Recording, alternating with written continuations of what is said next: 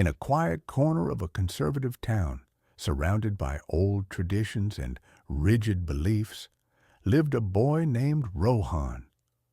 From a very young age, while others chased marks and medals, Rohan chased melodies.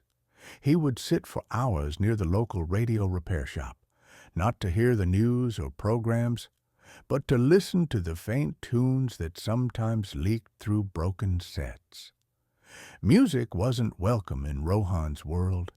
The people believed it led to a life of waste and weakness. For them, the sound of tabla and guitar was no less than rebellion. Music spoils character, they'd say, but Rohan wasn't listening to the voices outside. He was listening to the rhythm within.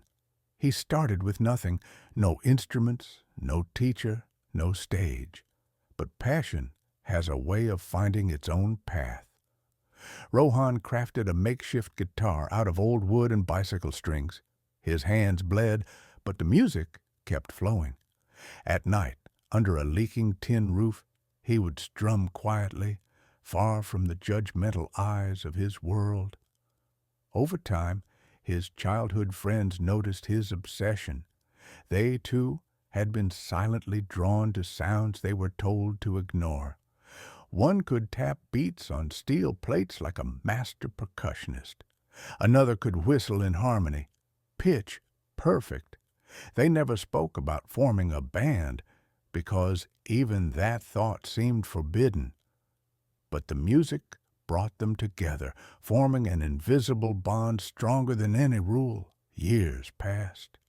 They practiced in barns, on terraces, near rivers, anywhere they could make sound without being seen. They built instruments from junk, learned from the internet in stolen moments, and studied famous musicians from far-off lands. Eventually, Rohan gave their group a name, Agnes Strings. The fire in their strings, the rebellion in their rhythm.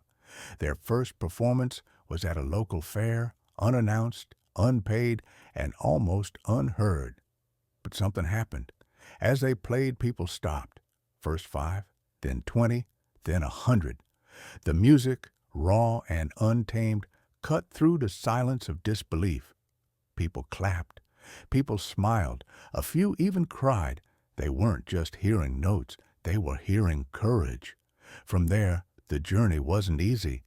They were mocked, threatened, even banned from local venues. But they never stopped. Each performance made them stronger. Word spread. Social media picked them up. Soon, they were invited to perform in cities, colleges, and even music festivals. The boy who once played behind closed doors now stood under spotlights, his voice echoing across thousands. His parents, once ashamed, now stood in the front row, hands pressed, eyes filled. Agnes Strings wasn't just a band. It was a movement, a symbol, proof that sometimes what society calls rebellion is actually resilience. Moral of the story, true passion doesn't ask for permission. It doesn't wait for validation. It burns quietly until it becomes a fire that can't be ignored. When the world says no, let your heartbeat say, play on. Because real dreams aren't made to fit in. They're made to break through.